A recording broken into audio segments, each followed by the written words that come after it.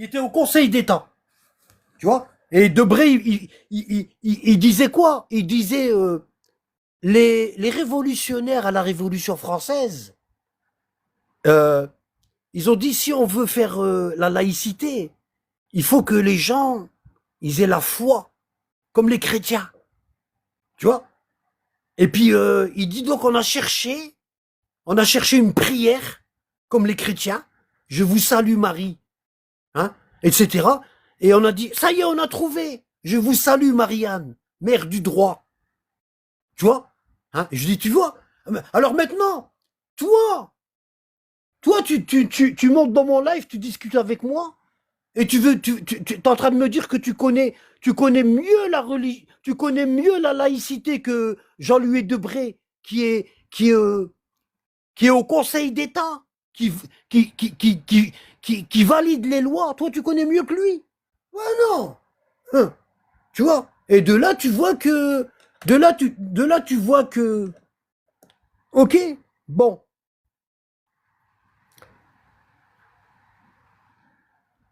Hein. Et ici, il y a un autre verset. Ah, attendez.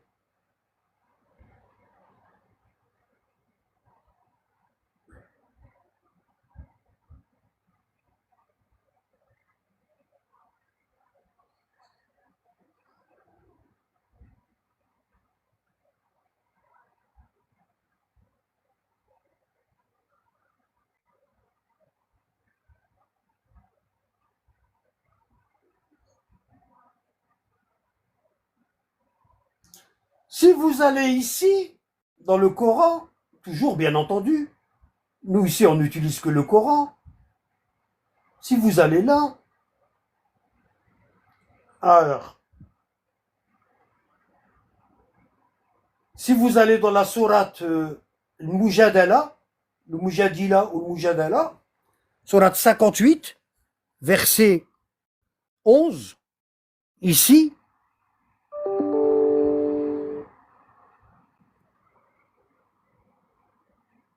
voilà, verset 11, vous allez voir ça.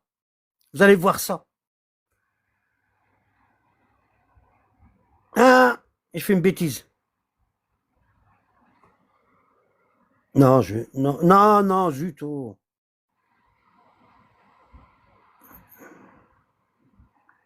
Vous allez voir ça. Oh, vous qui avez cru. Allah, il parle aux croyants, là. Ok. Oh, vous qui avez cru. Quand on vous dit faites place, ce qui est entre parenthèses, je ne le lis pas. Hein? D'accord? Ya ayyuhalladina amanu, ida qila lakum, tafassahu fil majalis. Lorsqu'on vous dit faites place dans les assises de science. D'accord? Allah vous ménagera une place au paradis. D'accord? Et quand on vous dit de vous lever, lève-toi. Toi, tu peux pas donner de cours aux gens. Parce que tu lis pas et tu n'as pas étudié. Lève-toi. Et quand on vous dit lève-toi, hein, levez-vous. D'accord? Quand on te dit c'est pas ton travail, ne fais pas ça. T'as pas étudié. Ça se voit. T'as dit deux phrases, on voit que t'as pas étudié. Lève-toi. Hein? Et Allah, il dit quoi? Allah élèvera en degrés ceux d'entre vous qui auront cru et ceux qui auront reçu le savoir. Ceux qui ont cru et ceux qui ont reçu le savoir. Allah, il va les élever en degrés au paradis. D'accord? C'est pas ta prière qui va te lever en degrés au paradis. C'est ta connaissance. D'accord? Ta connaissance. D'accord? Maintenant, si tu as le savoir, tu as de la connaissance. D'accord? Et tu n'as pas la foi. Tu n'es pas croyant. Il n'y a pas de paradis. Voilà. D'accord? Maintenant, si tu as le savoir, et tu ne le pratiques pas.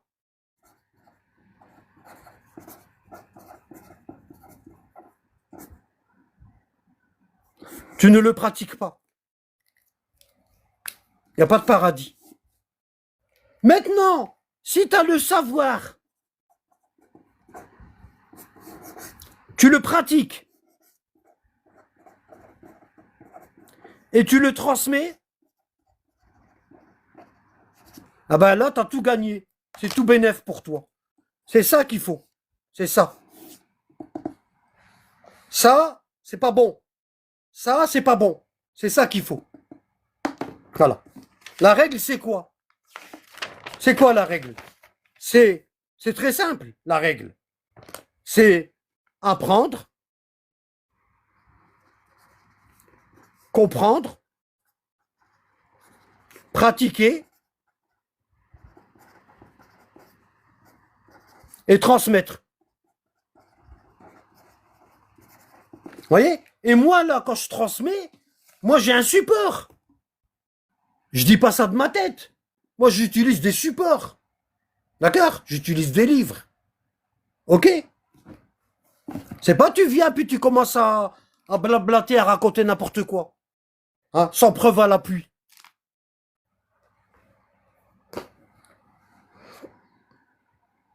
Donc, je vous disais que à la mort, Allah il va raffermir le croyant par une parole ferme. Satan il pourra rien lui faire. Et le croyant il va voir les anges de la miséricorde. D'accord? Dans la vie présente, au moment de la mort, Allah il va le raffermir. Il va être ferme dans sa religion. Il va être ferme dans sa foi. Pourquoi? Grâce à la science. D'accord? Hein? Hein?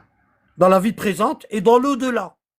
Tandis qu'il égare les injustes et Allah fait ce qu'il veut. Vous voyez? Tandis qu'il égare les injustes et Allah fait ce qu'il veut.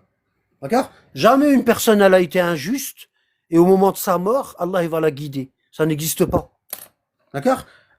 Une personne qui a passé sa vie injustement, elle n'a pas de guidée, même si elle se repente au moment de sa mort. D'accord? Regardez, je vais vous donner la preuve.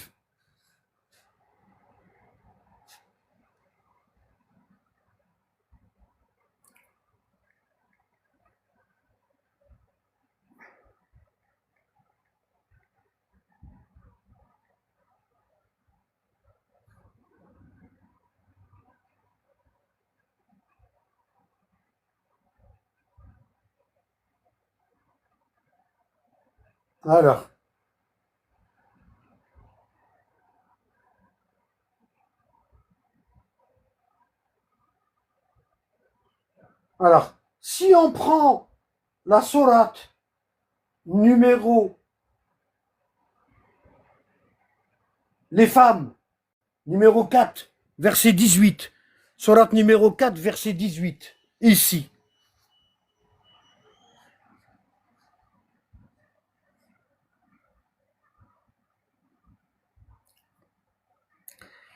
Parce que des fois, je discute avec des gens, des musulmans ignorants, puis ils me disent, ça se peut qu'Aïcha, elle va au paradis, hein, parce qu'elle a fait le repentir avant de mourir.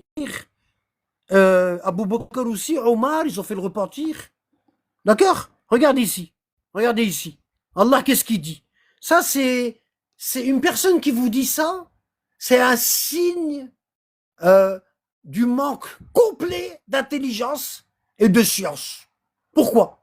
Parce que si Aïcha avait fait le repentir, les hadiths de l'allaitement de l'adulte, elle aurait dit dire à tout le monde, ne les écrivez pas, effacez-les.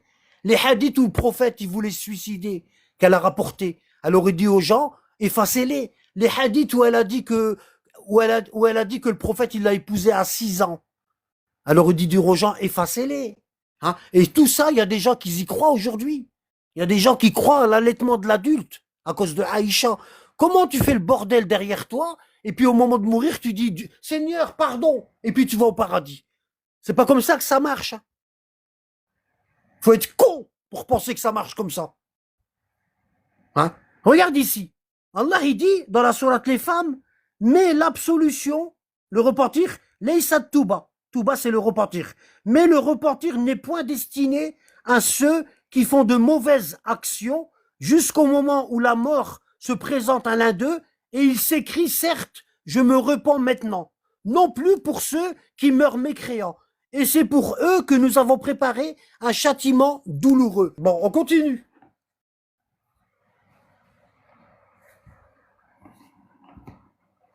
On continue.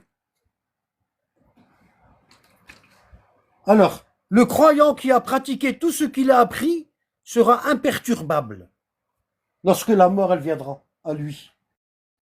Le fait que le mort a un visage apaisé, cela n'est pas une preuve de réussite ou de bonheur futur. Bien au contraire, parfois Allah trompe la famille du mort en lui faisant croire que le chemin que ce défunt a suivi était le bon. Ne vous fiez pas aux apparences. D'accord? L'imam Sadiq alayhi salam a dit concernant l'homme, la femme dont les yeux pleurent au moment de la mort, c'est parce qu'il a vu le prophète Mohammed, que la paix et le salut d'Allah soient sur lui et sa famille. Il voit ce qui le rend heureux, il pleure de joie. L'imam Sadiq alayhi salam a dit, ne vois-tu pas l'homme pleurer de joie lorsqu'il voit ce qui le rend heureux et il rit ensuite? D'accord? Voilà. Ça veut dire ça, vous avez reçu le diplôme. Tu vois? C'est pour ça qu'on est sur Terre. On est sur Terre que pour ça. Wallah. Hein? Il y en a, ils ont oublié. C'est comme le gars qui s'est inscrit dans une école pour passer un diplôme. Et puis, dans l'école, là, il rencontre des camarades et tout. Puis, il vient à l'école que pour voir ses camarades. Il a oublié qu'à la base, il s'était inscrit pour passer un diplôme. Et pour l'obtenir. Et le gars, il passe sa scolarité comme ça, à s'amuser. Hein, il n'a même pas le sens des priorités.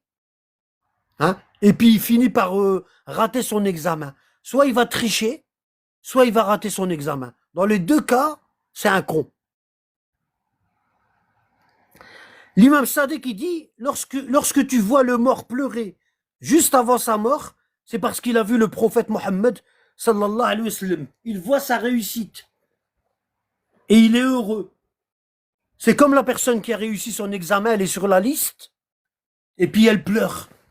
Elle pleure de joie. Ok? Bon.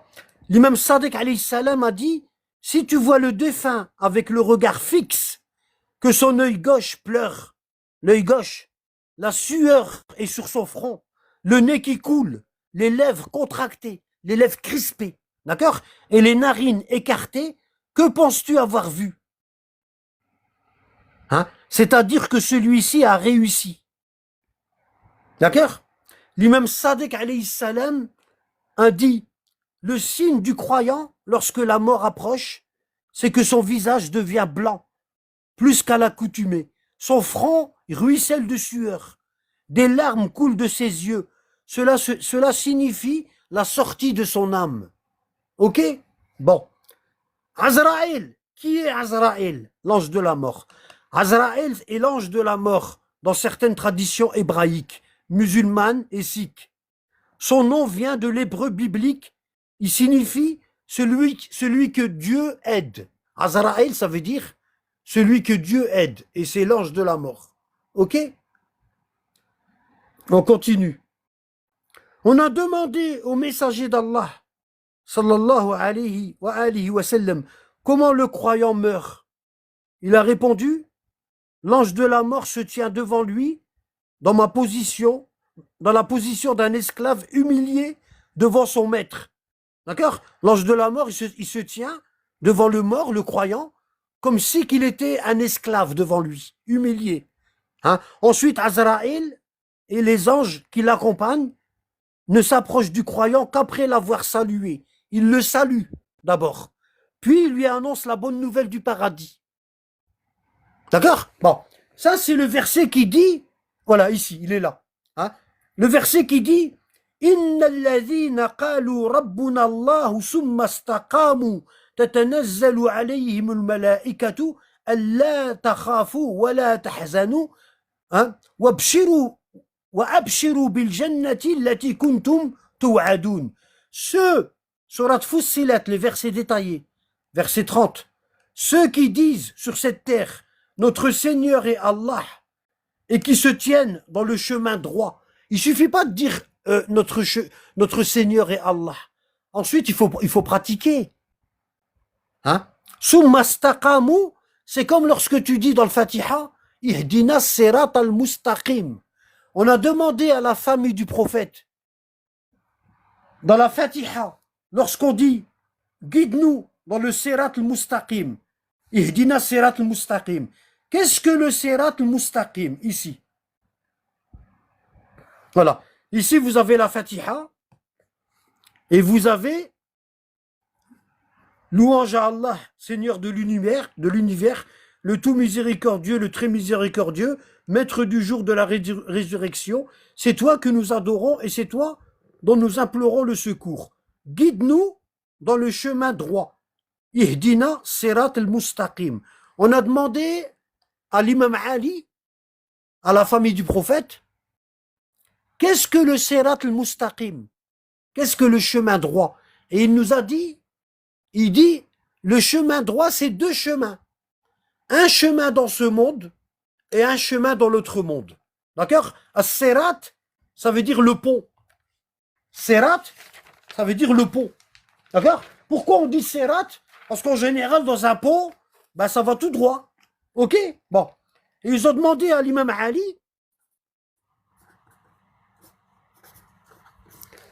qu'est-ce que le Sirat?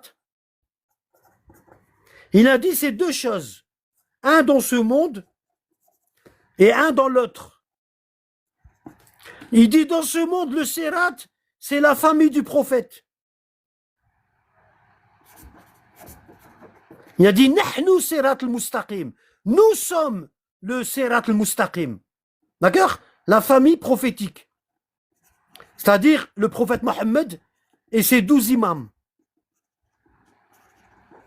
D'accord? Et il dit dans notre monde, bah c'est le pont qui est aussi fin qu'un cheveu. Et on devra traverser. C'est le pont au-dessus de l'enfer.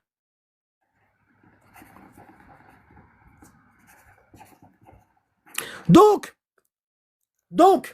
quand tu pries et tu dis Ihdina Sirat al-Mustaqim, guide-nous dans le droit chemin, ah ben, tu dois savoir dans ton cœur que tu es en train de demander t'es en train de demander à Allah la guider dans le chemin de son prophète et de sa famille, les 12 imams. C'est ça, Sirat al-Mustaqim. C'est ça. D'accord? Bon. Maintenant, certains qui ne sont pas habitués à suivre mes cours, ils seraient tentés de dire, c'est bizarre, un abad, à chaque fois qu'il parle, il ramène pratiquement jamais des hadiths du prophète. C'est bizarre. Ben, je vais t'expliquer, frérot, pourquoi je ramène pratiquement jamais des hadiths du prophète. Regarde, tu vas comprendre. Le prophète, si tu ne le sais pas,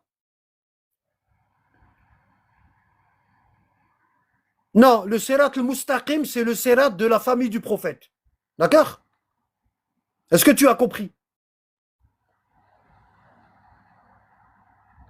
D'accord? T'as pas besoin de dire 72 sectes ou quoi que ce soit.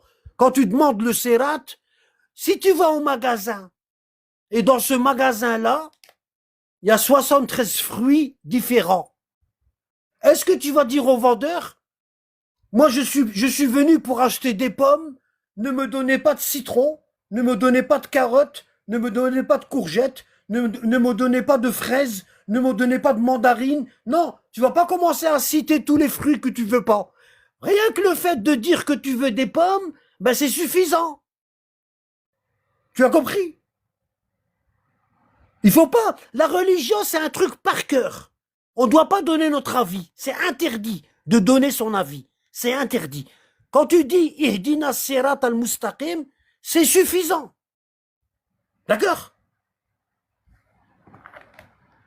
Donc, pourquoi on ne cite pas beaucoup le prophète dans les hadiths? Parce qu'à sa mort, ses compagnons, ils ont tout falsifié.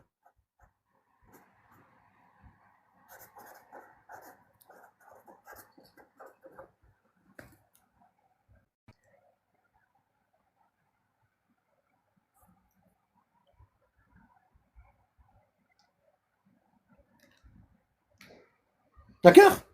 Voilà. À la mort du prophète, tout a été falsifié. Et les seuls les seuls qui nous ont ramené la vérité, c'est les 12 imams. D'accord? Et les 12 imams, ils ont pas besoin de dire le prophète a dit. Non. Ils n'ont pas besoin de dire ça. Parce que les 12 imams sont les fruits du prophète. D'accord? C'est les fruits du prophète. Ils font partie de lui. Par exemple, le prophète, il dit, Al-Hussein minni wa ana minhu. Hussein est de moi et je suis de lui. Et il dit, Ali minni wa ana minhu. Wa huwa waliyu kullu mu'minin min ba'di. Ali est de moi et je suis de lui. Et il est le maître de tous les croyants après moi. Hein? Et il dit, Fatimata bad'atun minni. Fatima est une partie de moi. D'accord? Donc les 12 imams, ils sont pas obligés de dire le prophète a dit. Parce que leur parole, c'est la parole du prophète. D'accord? Voilà. Voilà. Ok? Voilà. Et pourquoi on dit ça? Parce que à la mort du prophète, tout a été falsifié par les compagnons hypocrites.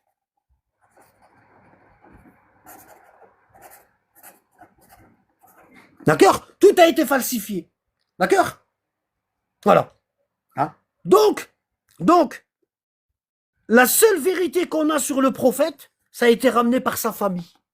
Donc on dit, Ali a dit, l'imam al-Hassan a dit, l'imam al-Hussein a dit, et tous les imams, les 12 imams descendants du prophète, ils ont dit. Et quand on dit, les imams ont dit, c'est comme si on avait dit, le prophète a dit. Il y a un gars, il a demandé à l'imam Ja'far Sadiq, il lui a dit, pourquoi des fois vous dites, Qala Rasulullah, le messager d'Allah a dit, hein, à l'imam Ali, qui a dit à l'imam al-Hussein et à l'imam al-Hassan, qui ont dit à l'imam Zin al-Abidin, qui a dit à l'imam Mohamed al-Bakir, qui a dit à toi, Ja'far Sadiq.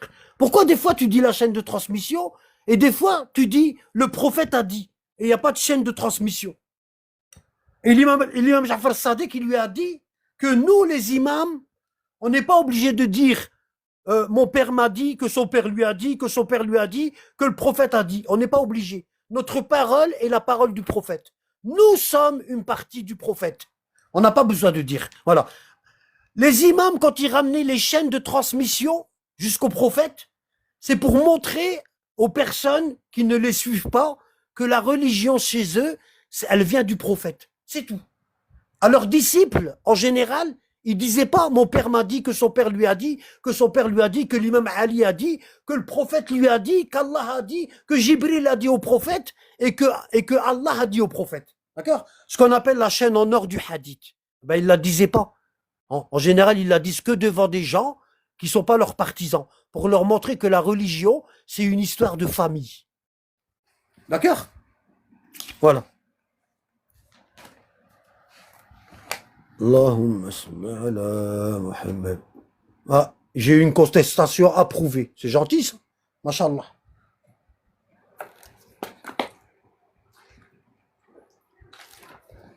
J'ai rien dit de mal. Ben Ammi.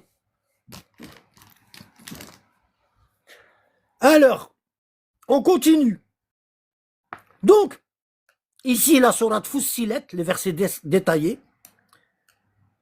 Verset 30, Allah il dit, tous les croyants qui disent notre Seigneur est Allah et qui se tiennent dans le chemin droit, eh ben, au moment de leur mort, lorsque la mort elle va arriver à leur gorge, ils vont voir les anges de la miséricorde. D'accord? Et ces anges-là, ils vont descendre vers eux sans les effrayer. Et ils vont leur dire, n'ayez pas peur et ne soyez pas affligés, mais ayez la bonne nouvelle du paradis qui vous était promis. D'accord? Et après, il y a Nahnu awliya'ukum fil hayati dunya.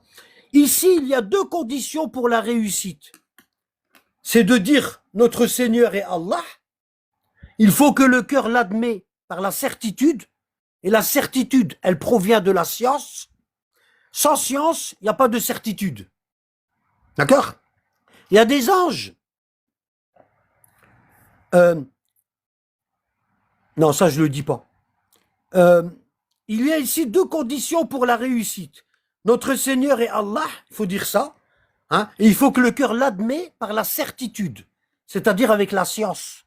que la langue transmet ce qu'elle a appris et que les membres valident cela par la pratique. Hein? L'iman, la foi, c'est i'tiqadan fil qalb, qawlan bil lisan, wa amalun bil jawarih. Ça, faut le connaître par cœur. D'accord? L'iman, la foi, c'est qawlan bil i'tiqadan fil qalb, une certitude dans le cœur. Et cette certitude, tu l'obtiens avec la science. D'accord? Une parole avec la bouche. Qawlan bil lisan. Forcément, si tu dis que tu as la foi et tu es toujours en train de parler de sarf quand tu vas au bled, aujourd'hui, sarf Hachal, Galouli a 22.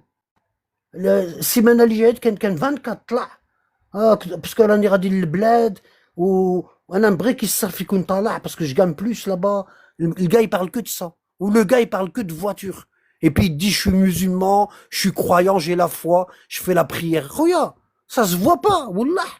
Tout ce qui sort de ta bouche, c'est que dunya. Tu es toujours en train de parler de femmes, tu es toujours en train de parler de voiture, tu es toujours en train de parler d'argent. On voit pas que tu as la foi, frérot, ça se voit pas, wallah. En général, on parle des choses qu'on a dans le cœur. C'est pour ça que la phrase ça me tient à cœur, elle a été sortie. Comprenez? Ça me tient à cœur, ça veut dire c'est ce qu'il y a dans mon cœur. Tout ce qui sort de ma bouche, c'est ce qu'il y a dans mon cœur. Et toi, dans ton cœur, il y a les voitures. Regarde, il y a l'argent, il y a les voitures, il y a ça. On voit pas. Quand tu pries, c'est Allahu Akbar. Bismillahirrahmanirrahim, alhamdulillah. Allahu Akbar, sami Allah, Allahu Akbar, sami Allah, salam alaikum wa rahmatullah. C'est ça ta prière. Hadi ya salat dialek. Hein? C'est pour ça le prophète il a dit l'iman i'tiqadan fil qalb, qawlan bil lisan, wa amalun bil jawarih. Hein, des actions avec les membres de ton corps. Et toi, les membres de ton corps, tes pieds, tes mains, avec tes pieds tu vas dans les bons endroits, avec tes mains tu donnes des bonnes choses.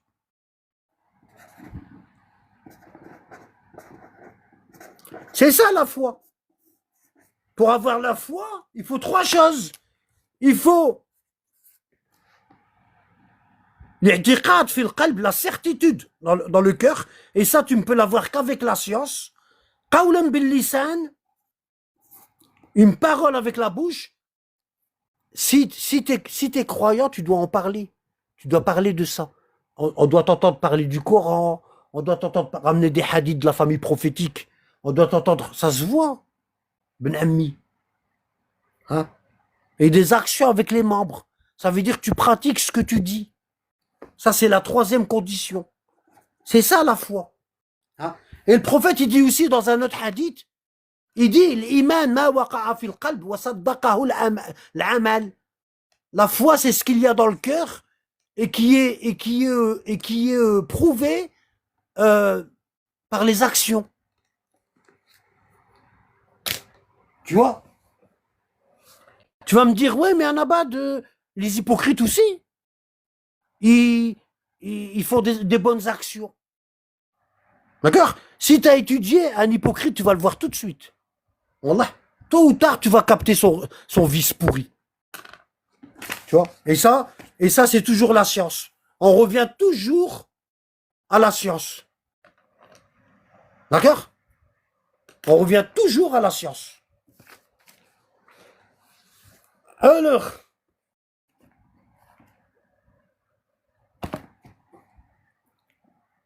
il y a 2 conditions pour la réussite. Notre Seigneur est Allah. Il faut que le cœur l'admet par la certitude, c'est-à-dire la science, que la langue transmet ce qu'elle a appris, d'accord? Et que les membres valident cela par la pratique. Et c'est cela la définition de la foi.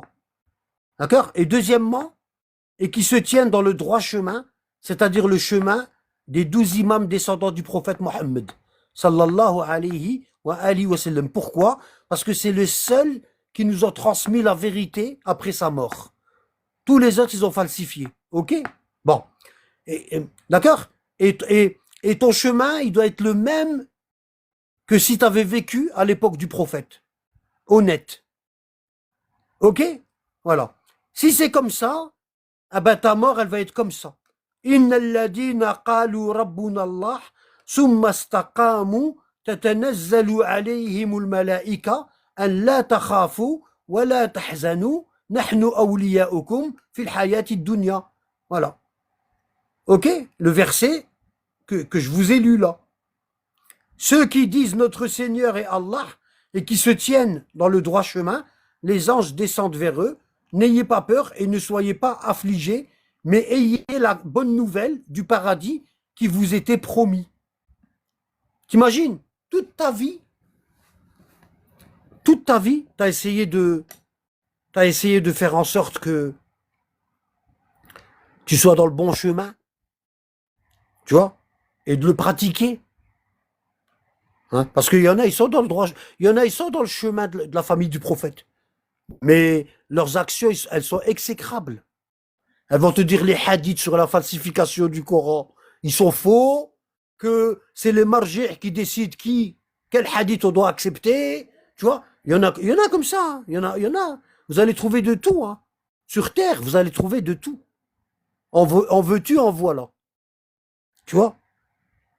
Voilà. Le commandeur des croyants, Ali ibn Abi Talib, a dit, lorsque le croyant approche de l'agonie, l'ange de la mort le soutient contre les tentations de Satan. Tous les croyants agonisants ne meurent pas avant d'avoir vu le prophète Mohammed et sa famille bénie. Ça veut dire toute personne qui a fait allégeance à la famille du prophète, d'accord? Et elle leur a obéi. Parce que, attention, la wilaya, c'est un des piliers de l'islam qui a été retiré par les sunnites. Et la wilaya, c'est ça. La wilaya, c'est ça. Hop. Regardez. La wilaya, ça veut dire l'allégeance.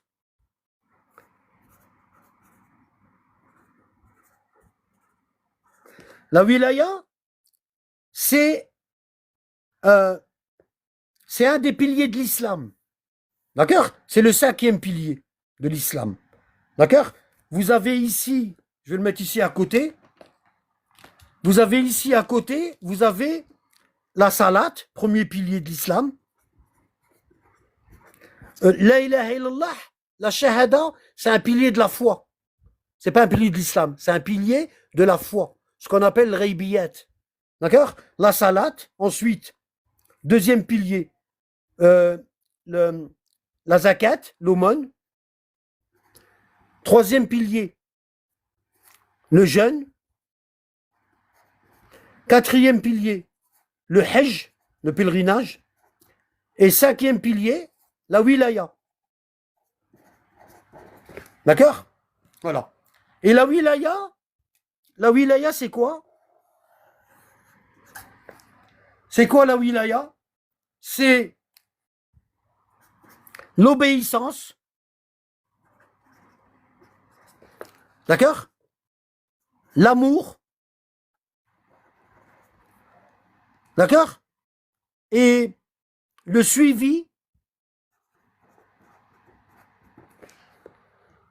D'accord? Bon.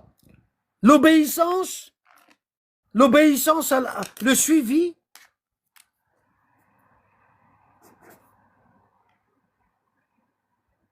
à la famille prophétique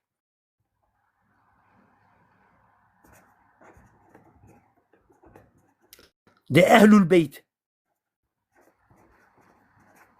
D'accord? Les 12 imams après le prophète.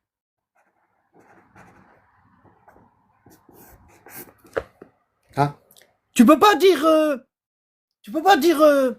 l'obéissance au prophète. D'accord? Tu peux pas dire l'obéissance directement au prophète. Tu es obligé de suivre sa famille. D'accord? Sans la famille du prophète, tu peux pas atteindre le prophète. c'est comme si on disait, sans le prophète Mohammed, tu peux pas atteindre Allah. D'accord? Sans Mohammed, alayhi salam, tu peux pas atteindre Allah. Ceux qui devaient suivre Mohammed, c'est ceux qui vivaient à son époque. D'accord? Nous, on doit suivre l'imam de notre époque, et en suivant l'imam de notre époque, on suit Mohammed. C'est obligatoire. D'accord? Les 12 imams, ils sont inséparables du prophète Mohammed.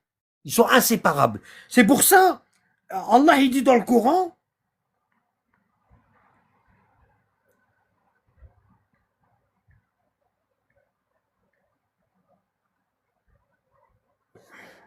attendez, hein.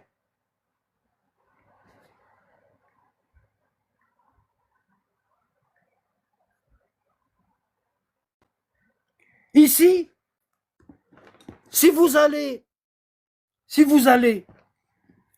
à la sourate l'Isra 17, verset 71, Allah il nous dit quoi? Il nous dit يوم ندعو كل أناس بإمامهم فمن أوتي كتابه بيمينه فأولئك يقرؤون كتابهم ولا يظلمون فتيلا. Ça veut dire quoi? Allah il dit, verset 71, sourate 17, le jour où nous appellerons chaque groupement d'hommes avec leur imam. Et ils ont traduit le mot imam ici. Imam, ici, ils l'ont traduit par chef. Pourquoi? Parce que les pseudo-sunnites, les savants pseudo-sunnites, ils sont contre l'imama. Eux, ils sont contre l'imama. Pourquoi? Pourquoi les savants pseudo-sunnites, ils n'aiment pas l'imama? Pourquoi? Parce qu'après la mort du prophète, le prophète Mohammed, avant de mourir, il a établi l'imama. Il a dit, celui qui va vous guider après ma mort, c'est Ali. Et quand Ali va mourir, ce sera son fils, l'imam al-Hassan. Et quand l'imam al-Hassan il va mourir, ce sera son frère, l'imam al-Hussein, etc. Jusqu'au 12e imam al-Mahdi, qui va remplir la terre de justice et d'honnêteté, comme elle aura été remplie de mensonges et de dépravation. D'accord? Donc, Allah, il va appeler chaque groupe d'hommes avec son imam. D'accord? Nous, le prophète Ibrahim, c'est notre imam, mais c'est pas l'imam de notre génération. D'accord? Le prophète Mohammed, alayhi salam, c'est notre imam, mais c'est pas l'imam de notre génération. C'est pour ça, quand vous lisez le Muwatta de l'imam Malik, le prophète, il va visiter le cimetière de Uhud, où est-ce que Hamza, il est enterré, et les 70 martyrs, et il dit, ceux-là, je suis témoin pour eux. Je suis témoin pour eux. Et Abu Bakr, il était là. Il dit, oh messager de Dieu, nous sommes leurs frères. On a prié comme ils ont prié. On a combattu comme ils ont combattu. Et le prophète Mohammed, il lui dit, je sais, mais je ne peux pas être ton imam. Et le prophète, il lui dit, je ne sais pas ce que tu vas faire après moi. Je ne sais pas ce que tu vas faire après moi. Donc, l'imam d'Abu Bakr, c'est l'imam Ali. Pourquoi? Parce que l'imam Ali, il a vu Abu Bakr mourir. Et l'imam Ali, il est témoin si Abu Bakr, il a fait du bien ou du mal durant sa vie. Par contre, le prophète, il ne sait pas. Ok? Et si Omar ou Abu Bakr, ils avaient vécu, ils seraient morts après Ali. Ah ben leur imam, c'est pas Ali. Leur imam, c'est l'imam al-Hassan. Ton imam, c'est celui qui t'a vu mourir. Ton imam, c'est celui qui t'a vu mourir. Tu as compris? Bon. Maintenant, tu vas me dire, ouais, mais un abad, l'imam al-Mahdi, il n'est pas là. Si, il est là. Il est là, l'imam al-Mahdi. Qui est-ce qui t'a dit qu'il n'est pas là? Il est là. C'est parce que toi, tu ne le vois pas. Pourquoi tu ne le vois pas? Bah parce que tu n'es pas encore pur pour le voir. Tout le monde ne peut pas le voir. D'accord? C'est comme le Khidr. Tout le monde ne peut pas le voir. C'est clair? Voilà. C'est comme ça que ça marche. Hein? Les gens, ils ont tellement été influencés par le pseudo-sunnisme, par le mensonge du pseudo-sunnisme, que eux, dans leur cœur, ils pensent que l'islam, il s'arrête au prophète Mohammed. Et après le prophète Mohammed, le ciel, ça veut dire, eux, ils pensent comme ça dans leur tête. Ils pensent que quand le prophète Mohammed,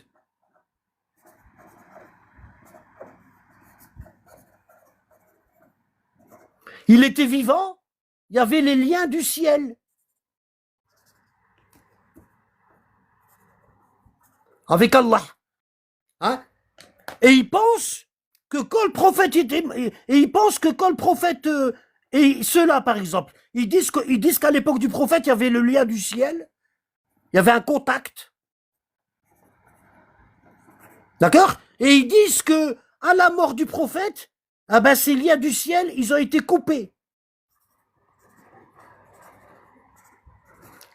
T'as vu? Ils ont été coupés ici avec un ciseau, une paire de ciseaux. Tu vois? Et ça, c'est faux. Ça, c'est faux. L'ange Gabriel, après la mort du prophète, il continue à descendre. D'accord? Il y avait encore de la révélation. D'accord? C'est de la révélation qui descendait sur les imams, chacun à son époque, mais ça ne fait pas partie du Coran. C'est pas de la révélation coranique. D'accord? Maintenant, des pseudo-sunnites, ils seraient tentés de vous dire, ouais, mais Anabat, qu'est-ce que tu racontes? De la révélation qui descend du ciel, le wahy qui descend du ciel, et c'est pas du Coran. Oui, Allah il dit, Awhayna ila nahl, on a révélé aux abeilles. Est-ce que Allah y a révélé? Hein? Allah y a révélé à la mère de Moïse. Allah y a révélé à Marie. Tu vois? Hein? N'avez-vous pas des hadiths Qudsi? C'est quoi des hadiths Qudsi? Demandez ça aux savants sunnites. Dites-leur, c'est pas de la révélation les hadiths Qudsi? Demandez-leur. Si, c'est de la révélation. Allah, il parle dans la bouche du prophète. Ben ça, c'est quoi? C'est de la révélation, un hadith Qudsi. Hein? Et Allah, il dit, La yantiqu an al-hawa, in huwa illa wahyun yuha. Le prophète Mohammed ne parle pas sous l'effet de son désir personnel. Il ne parle que sous l'effet de la révélation. Ça veut dire tout ce que le prophète y a dit dans les hadiths, c'est de la révélation. Tu vois? Il faut que les gens, ils apprennent leur religion à un moment. À un moment, il faut que les gens, hein, ils apprennent leur religion parce que c'est grave. Il y en a, ils contredisent le Coran 50 fois par jour. C'est pour ça qu'il faut mieux se taire. Wallah.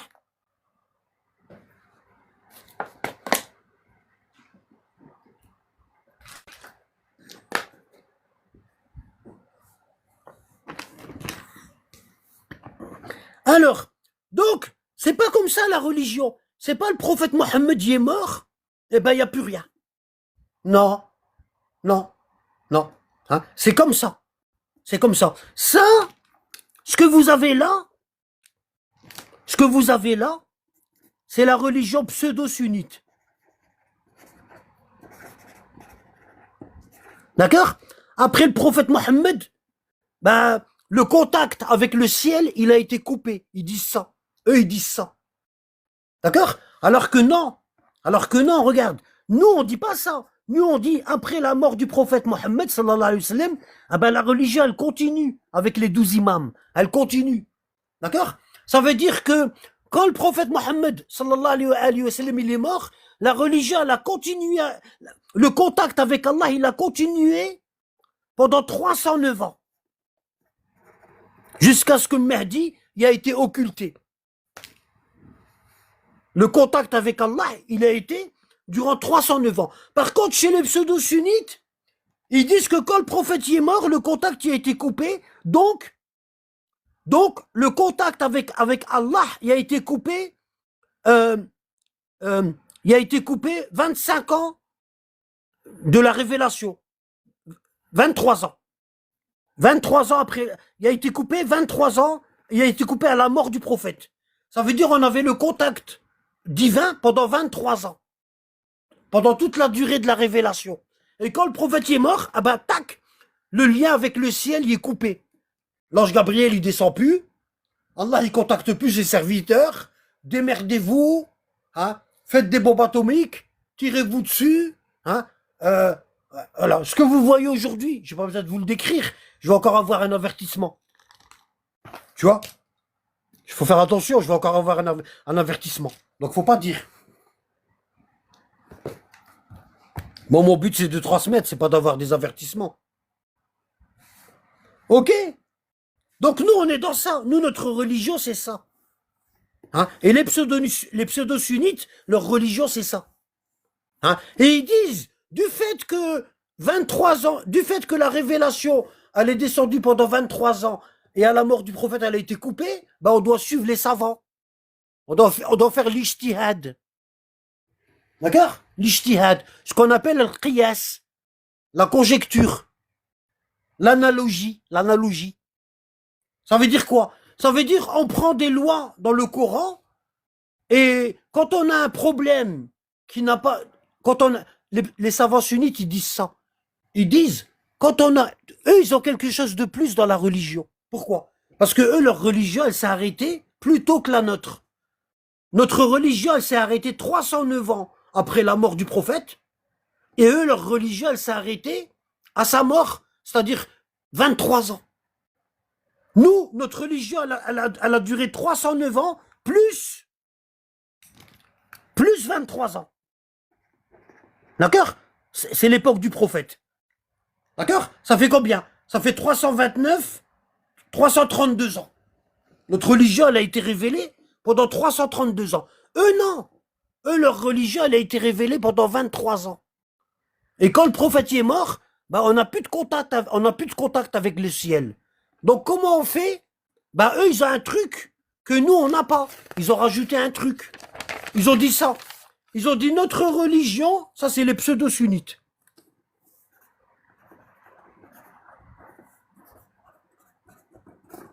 Ils ont dit notre religion, on doit s'appuyer sur le Coran, les hadiths et le qiyas, l'analogie. Voilà. Quand on leur dit c'est quoi le qiyas, ils nous disent c'est l'avis des savants. Le qiyas des savants. L'avis des savants. Eux, l'avis des savants, ça fait partie de leur religion. Voilà. Quand tu leur dis c'est quoi l'avis des savants, ben, ils te disent, à l'époque du prophète, la société, elle n'était pas évoluée, elle était un petit peu archaïque, et au fur et à mesure du temps, les hommes, ils ont commencé à développer leur mode de vie. Par exemple, l'électricité, le téléphone, hein, le téléphone. Par exemple, le qiyas, c'est ça. À l'époque du prophète, il n'y avait pas de téléphone. Quand ils faisaient le pèlerinage à la mosquée, ben, les compagnons, ils ne pouvaient pas filmer et ils ne pouvaient pas faire de selfie. Est-ce qu'aujourd'hui, on a le droit de prendre un téléphone, le rentrer à la Mecque et faire des photos pendant le pèlerinage, pendant qu'on tourne autour de la Kaaba? Est-ce qu'on a le droit? Ah ben, eux, ils disent ça. C'est ça le qiyas. Ils disent, ben, à l'époque du prophète, il y a eu un truc comme ça. Il y a un homme, il vendait des cacahuètes. Et puis, les gens, pendant le tawaf, ils achetaient des cacahuètes à l'homme. Et puis, pendant qu'il tournait autour de la Kaaba, ah ben, ils mangeaient des cacahuètes. Hein, et le prophète est venu, il a dit, ne faites surtout pas ça. Du coup, comme les cacahuètes, c'est un passe-temps qui te détourne de ta pratique religieuse, ben, le téléphone aussi, c'est un passe-temps qui te détourne. Donc, comme le prophète a interdit les cacahuètes, ben, nous, on interdit le téléphone. C'est un exemple que je vous donne pour que vous compreniez bien. D'accord? Parce que ici, tout le monde ne comprend pas de la même façon. D'accord? Bon. OK? Donc, ils ont rajouté un chapitre dans leur religion, les pseudo-sunnites. Et nous, on n'a pas ça. Nous, on n'a pas ça. Nous, on a ça. Nous les akhbari,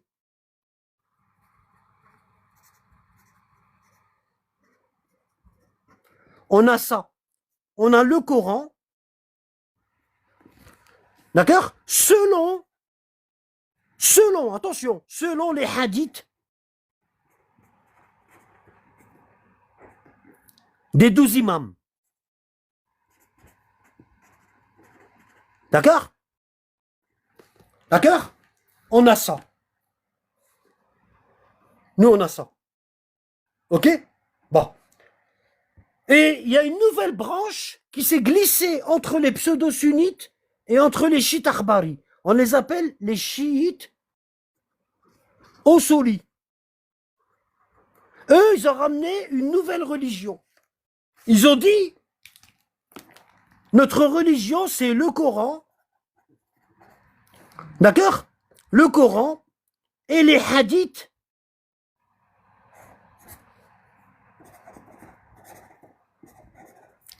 selon l'acceptation des savants. C'est à peu près pareil que les sunnites. D'accord? Bon.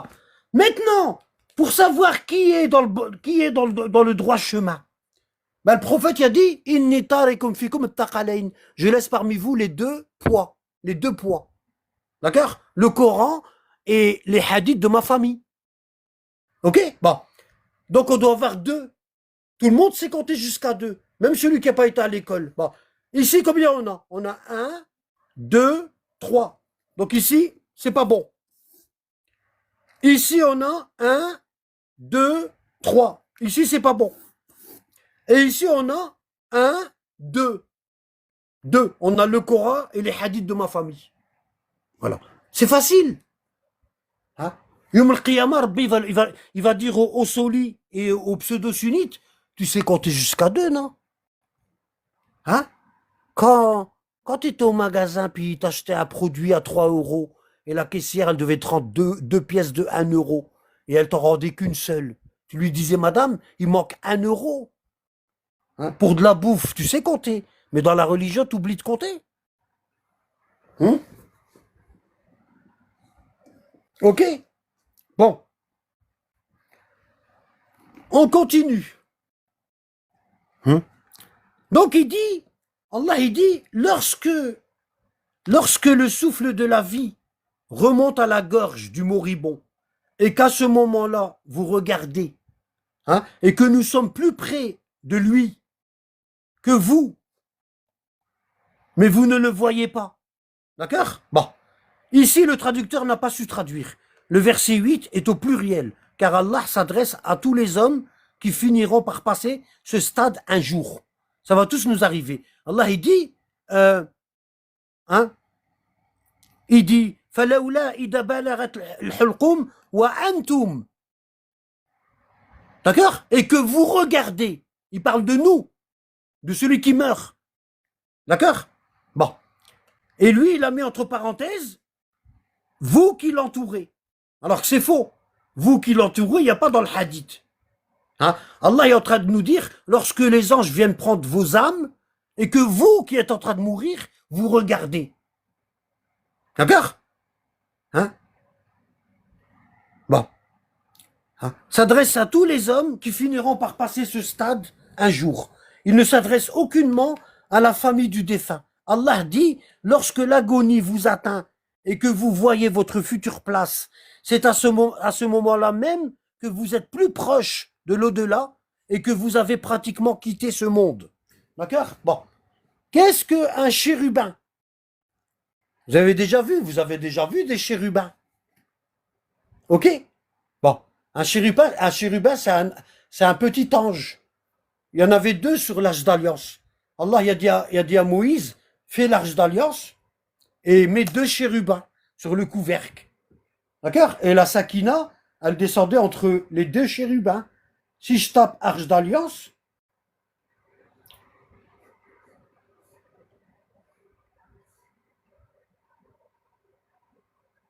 vous allez voir ça.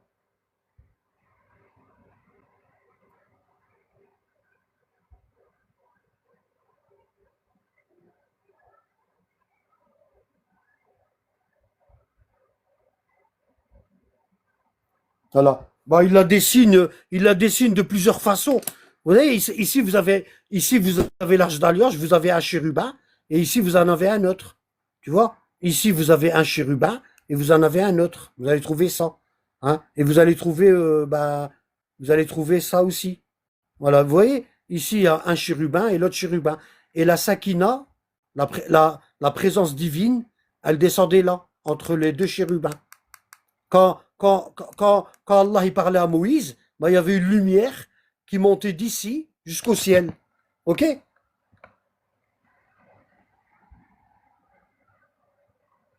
Alors, donc le chérubin ou angelot est une figure d'ange qu'on trouve dans la religion juive et chrétienne. Leur figure originale est une créature de sainteté, au physique qui mélange le lion, le taureau, l'oiseau et l'homme. D'accord? Voilà. Chez les musulmans, dans les hadiths de la famille du prophète, la Sakina qui descendait sur l'Arche d'Alliance, elle avait un visage de femme. Alors, qui sont les chérubins?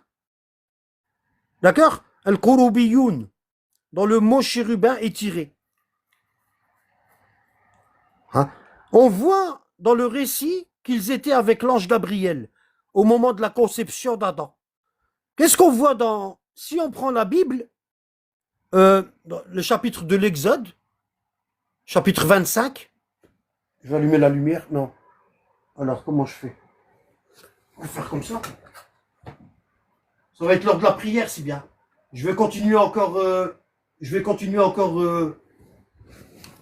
encore 45 minutes, puis je devrais couper, Inch'Allah. D'accord? Bon. Si vous prenez la Bible, chapitre Exode 25, Allah est en train de parler de l'arche d'alliance, comment elle doit être fabriquée. D'accord? On a aussi dans le Coran, où Allah il parle de où il parle de l'arche d'alliance.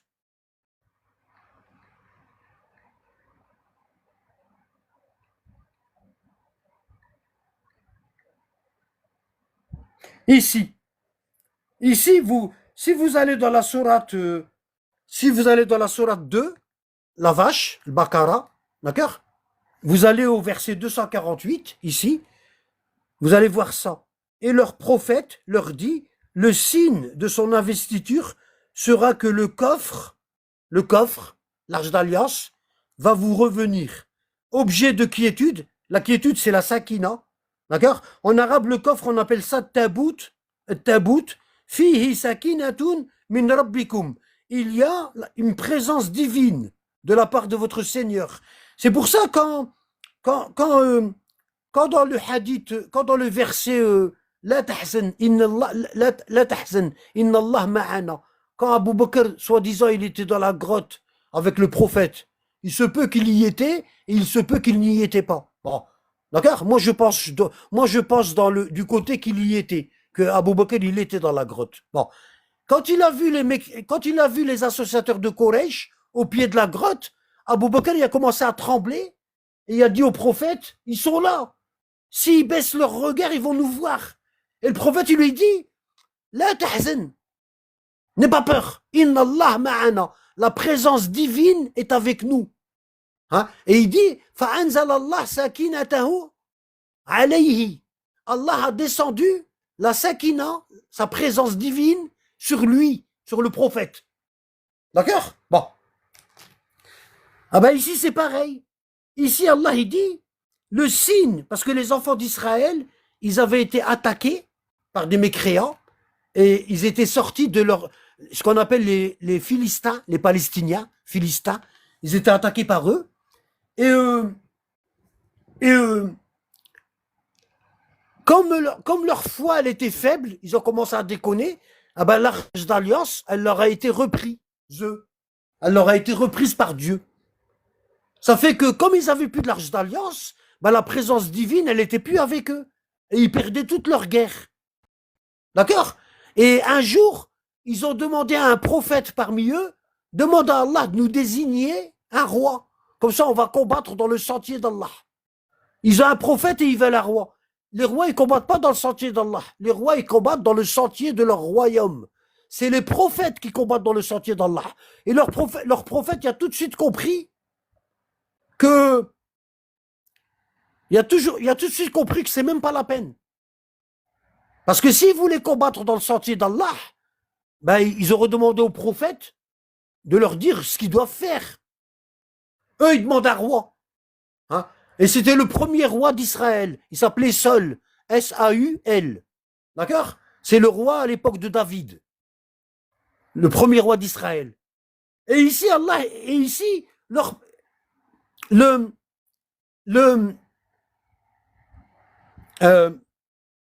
il leur dit, Inna Allah ba'atha lakum Taluta malika. Allah vous a envoyé Talut seul comme roi. Et ils ont dit, comment il pourrait être roi? Il n'a même pas reçu de richesse. Et nous, on est plus riches que lui. En fait, il voulait un prophète il voulait un roi parmi eux. Il voulait s'en mettre plein les poches. D'accord? Et leur prophète, il leur dit, Talout seul, Zadahu Allah bastatan fil ilm wal jism. Allah lui a donné de la force dans son corps et de la science. Quand Allah aime bien quelqu'un, il lui donne de la science et de la force pour pouvoir enseigner et patienter. Parce que si tu n'as pas de force, tu ne pourras pas patienter. Il faut de la force de caractère et de la force physique. D'accord? Bon. Et il leur a dit la preuve qu'il a été désigné par Allah, c'est que le coffre, l'arche d'alliance, va vous revenir. Hein? Et il dit, dedans, dans cette arche d'alliance, il y a de la sakina, objet de quiétude inspiré par votre Seigneur. C'est-à-dire, dans ce coffre renferme la présence divine. Et dedans, il y a des reliques de ce que Moïse et Aaron et les prophètes ont laissé. C'est-à-dire le bâton de Moïse, la Torah, les tables qui ont été gravées, tu vois, tout ça. Bon, les anges le porteront. Voilà bien là un signe pour vous si vous êtes croyant. D'accord? Voilà. Donc, on voit que dans le Coran, l'arche d'alliance, elle est citée. Hein? Et on constate aujourd'hui que ça fait 2 ans qu'Anabad en parle dans les réseaux. Mais personne n'y connaissait ce que c'est que l'arche d'alliance. Même les savants. Allah.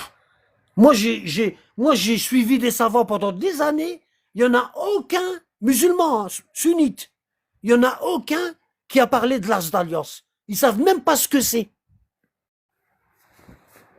Ils savent même pas ce que c'est. Ils savent même pas ce que c'est. Ils savent même pas que c'est un objet saint. Et que cette arche-là, elle va être avec l'imam al-Mahdi. C'est comme ça qu'on va reconnaître que c'est l'imam. Ok? Bon.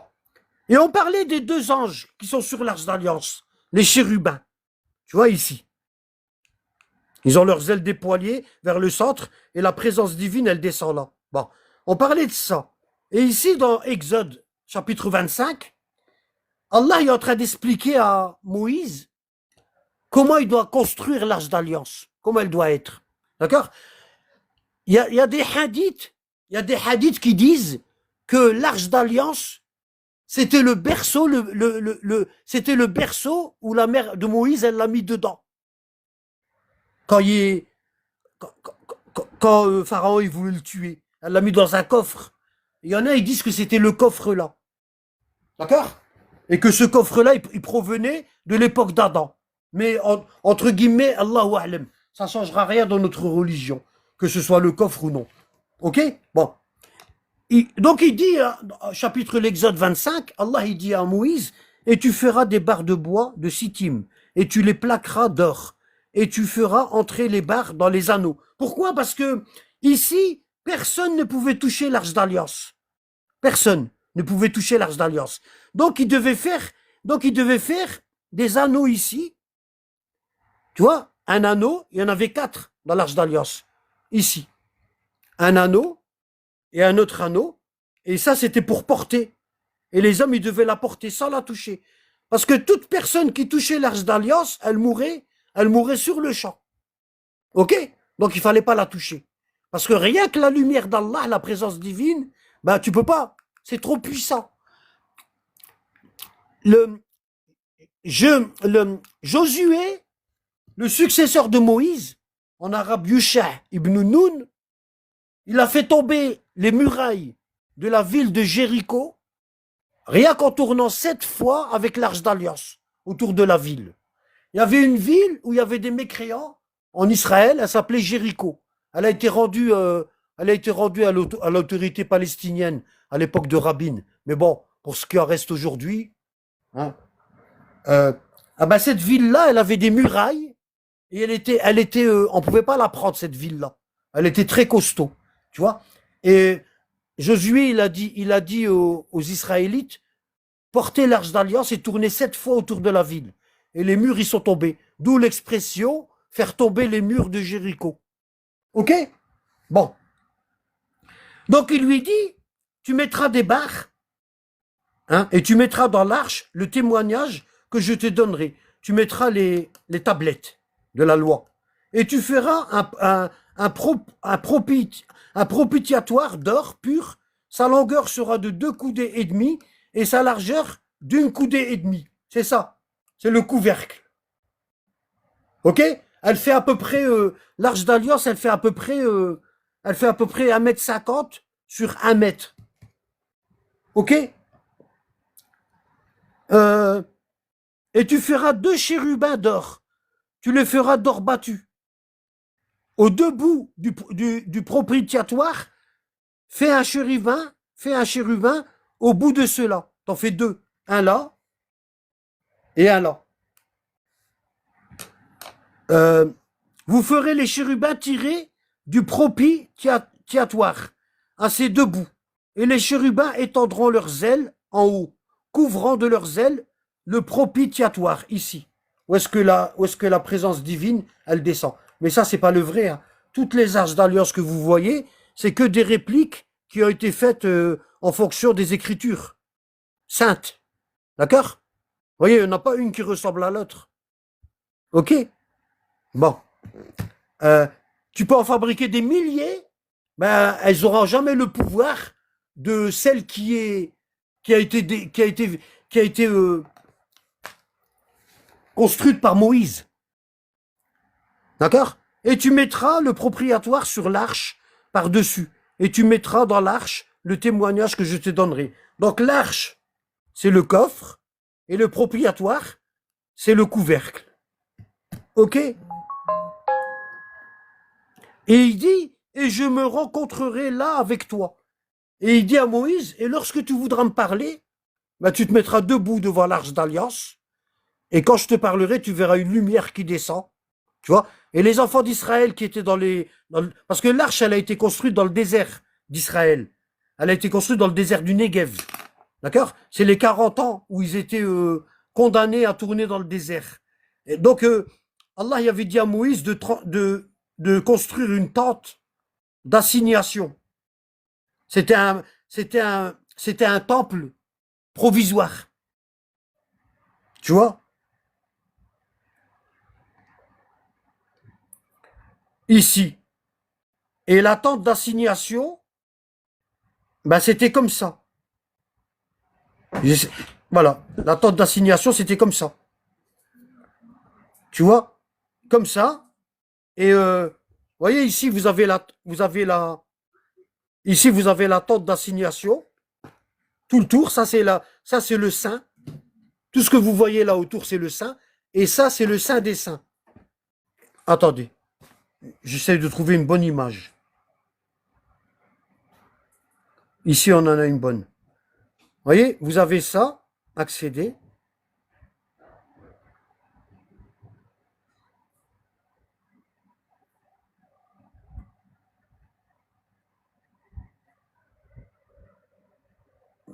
Voilà. Ici, vous avez la tente. Ici, vous avez la tente d'assignation, ce qu'on appelle le sein. D'accord? Ici, vous avez le sein des saints. Donc, il n'y a que Moïse et Aaron qui avaient le droit de rentrer dedans. Et il y avait une chambre dedans où il y avait l'arche d'alliance. Et quand Allah il parlait avec Moïse, eh ben, les enfants d'Israël qui vivaient tout autour, ben, ils voyaient une lumière monter du ciel. Ils voyaient une lumière descendre du ciel jusqu'à l'arche d'alliance. Ici, vous voyez que ils sont en train de, ici, vous voyez qu'ils sont en train de brûler les cendres de la vache. D'accord? C'est pour ça que le deuxième verset du Coran, il s'appelle la vache. D'accord? Bon. J'ai déjà fait un cours sur ça. Il n'y a pas besoin qu'à chaque fois je le rappelle. Normalement, ça c'est acquis pour ceux qui suivent. Bon. Donc c'était comme ça. Et vous voyez ça.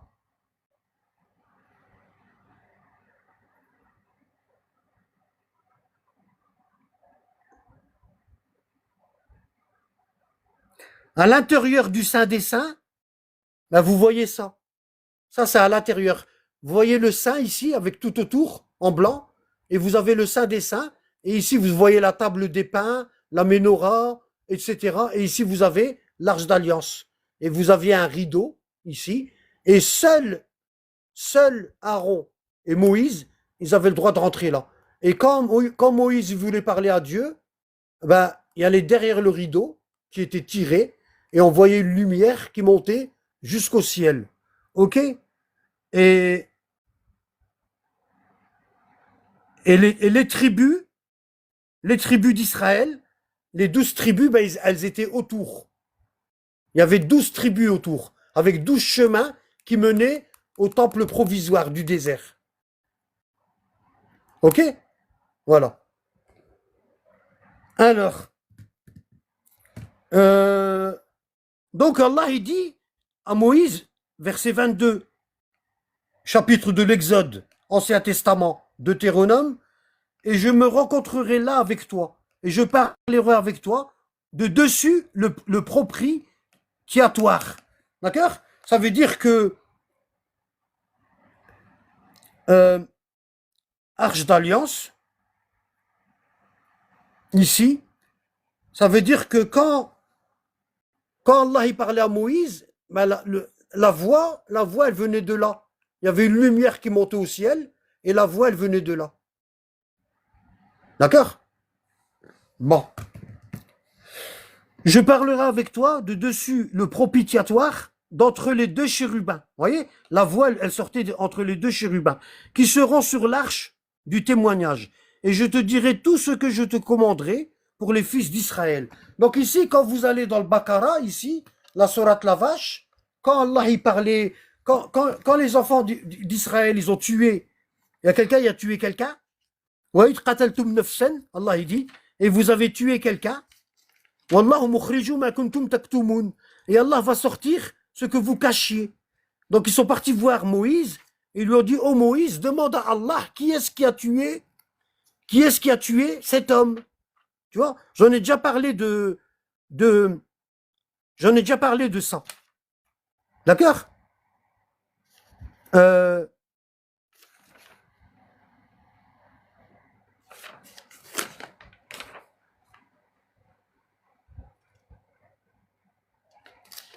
alors, est-ce que c'est?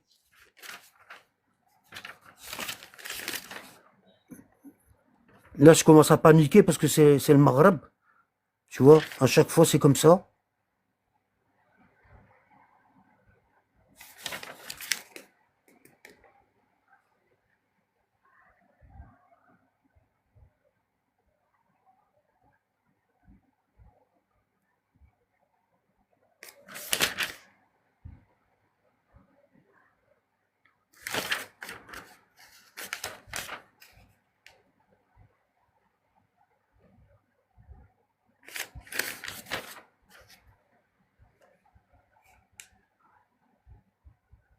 Voilà, ici. Donc Allah, il dit, et vous avez tué quelqu'un, et vous avez dit à Moïse, demande à Allah de te dire qui est-ce qui a tué, c'est qui le meurtrier. Et Moïse, il est parti devant l'arche d'Alliance, il a dit, Seigneur, les enfants d'Israël te demandent qui a tué un tel. Et Allah, il répond, dis-leur de sacrifier une vache. D'accord? Ce qu'on appelle la paracha Adouma, la vache de la terre, la loi qui n'a pas de sens. D'accord? Et bah, l'histoire, elle est longue. J'ai fait le cours dans Discord, il faut que je reprenne parce qu'il y a plein de détails. Et puis moi, mon but, c'est pas... Là, on est en train de parler de la création, de la genèse.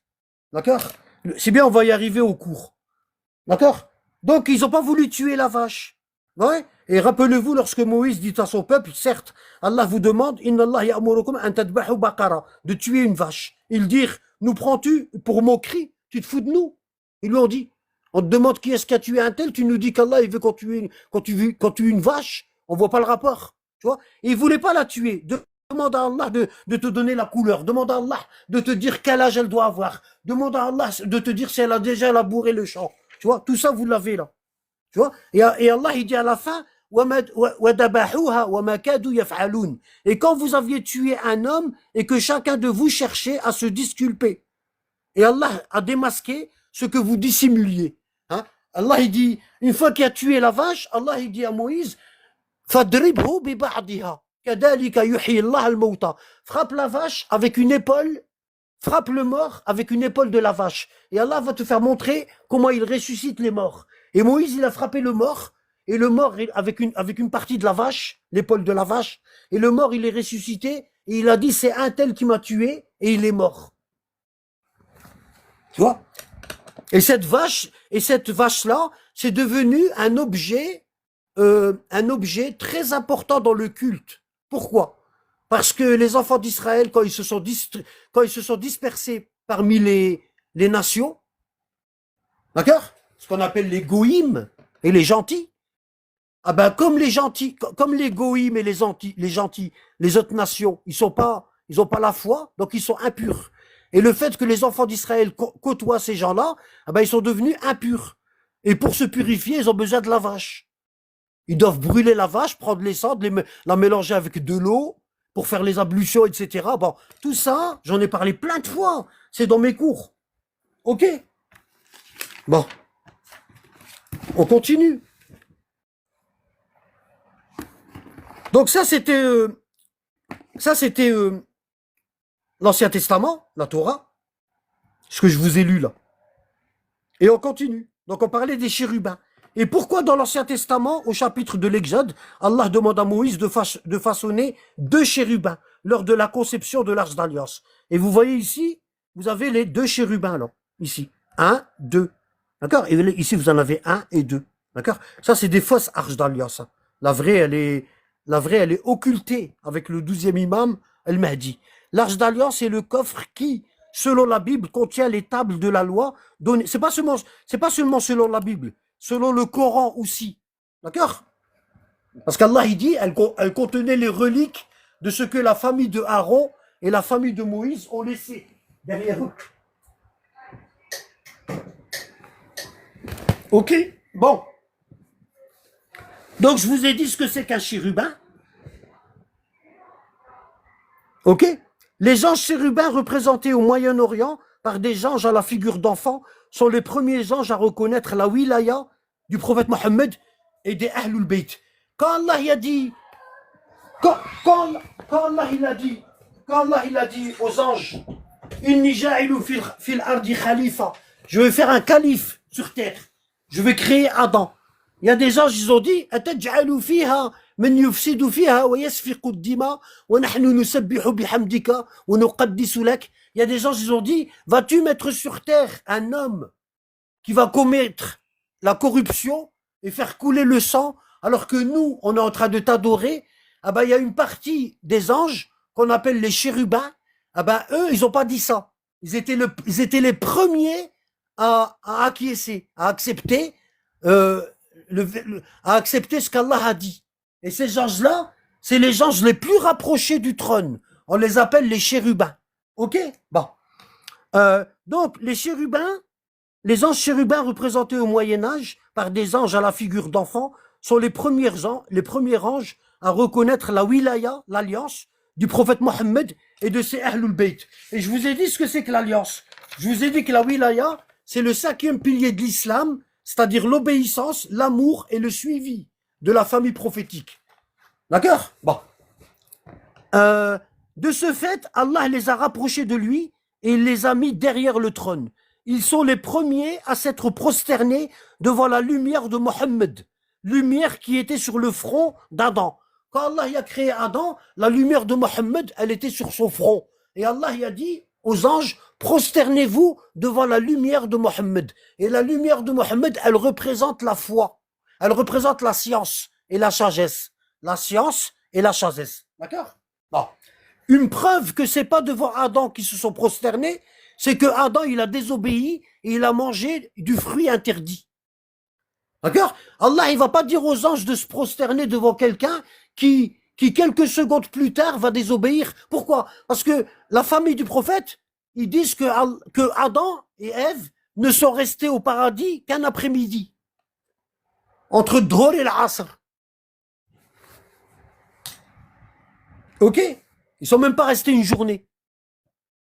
Hein? Et Allah, il va dire aux anges, prosternez-vous devant quelqu'un qui va me désobéir. Ok? Bon. Donc, ces anges-là sont les premiers à avoir acquiescé. Ils sont les premiers à s'être prosternés devant la lumière de Mohammed, lumière qui était sur le front d'Adam. De plus, lorsque les enfants d'Israël demandèrent à Moïse de voir Allah, Allah envoyait un seul ange chérubin sur la montagne qui est tombée en miettes. Allah y a dit à un seul ange chérubin, il lui a dit descends sur la montagne, et la montagne elle est tombée en miettes, et ces 71 rabbins, qui avaient plus de science, ils sont morts foudroyés. Et Moïse, il a dit à Allah, oh Allah, ce sont les plus savants parmi les enfants d'Israël. S'ils meurent, tu ne seras plus jamais adoré sur terre. Et Allah, il les a ressuscités. Hein? D'accord? euh, euh, Allah, il dit, وَلَقَدْ رَفَعْنَا فَوْقَكُمُ الطُّورَ خُذُوا مَا آتَيْنَاكُمْ بِقُوَّةٍ. On a levé au-dessus de vous la montagne. La montagne, elle s'est soulevée. Allah, il a envoyé qu'un ange chérubin. La montagne, elle s'est soulevée et elle est retombée.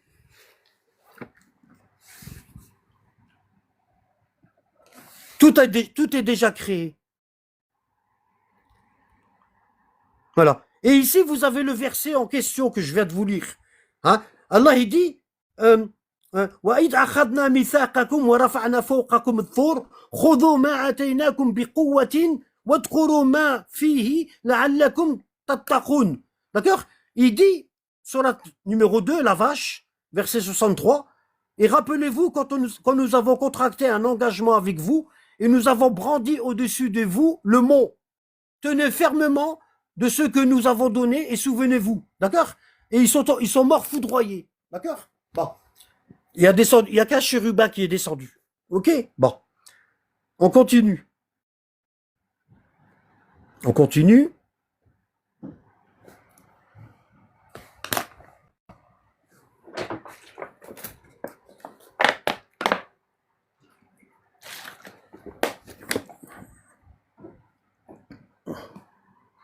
Il bug le truc là. T'as de bugger là. Zut. Wallah.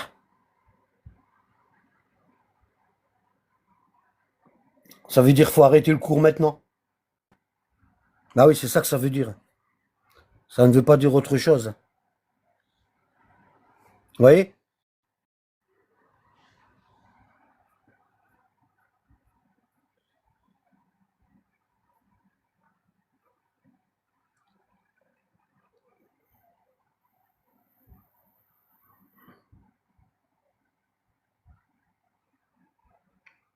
C'est pas nous qu'on dit, c'est la famille du prophète qui dit ça.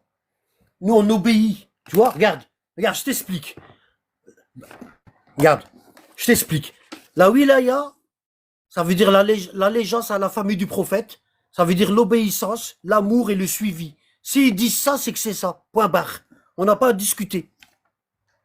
C'est comme si tu es à l'armée, hein, et puis le chef, il te dit, vous allez faire 50 pompes demain matin. À 4 heures du matin, on va vous réveiller et vous allez faire 50 pompes. Et toi, tu dis, ouais, mais je comprends pas pourquoi on doit faire 50 pompes. Si tu dis ça, tu vas te retrouver au mitard. Wallah, mitard direct.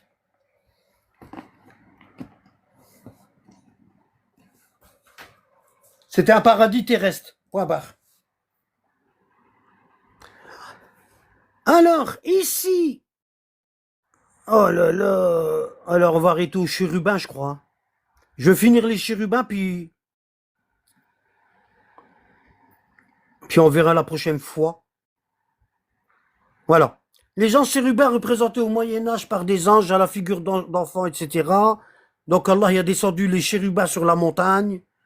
D'accord? Et Allah il dit on a rendu au-dessus de vous le mont. Le mont il s'est soulevé, il est tombé en miettes. Et les 71 rabbins, ils sont tous morts. Et Moïse il a dit à Allah, oh Allah, ce sont les plus savants parmi les enfants d'Israël. Hein? S'ils meurent, tu ne seras plus jamais adoré. Tu vois? Bon, en vérité, Allah, s'il veut qu'on l'adore, on l'adore, hein, point barre. Mais Allah, il les a ressuscités. Parce que Moïse l'a demandé.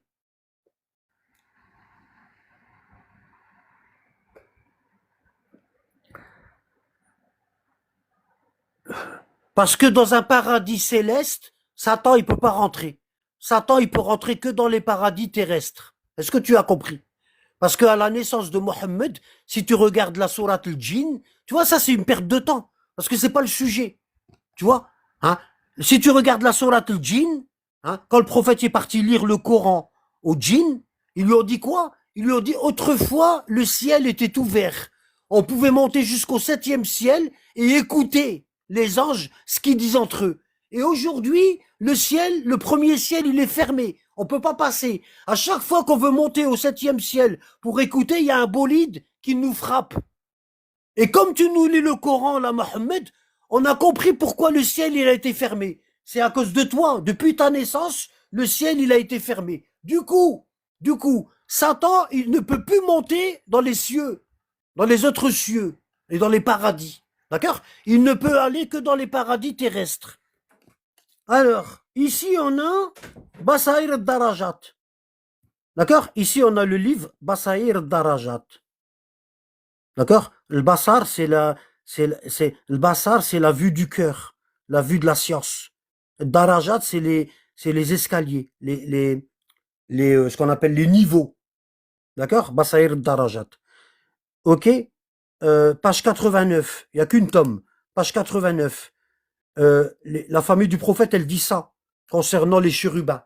Je vous montre le hadith, je vous montre le hadith en arabe et je vais vous le traduire.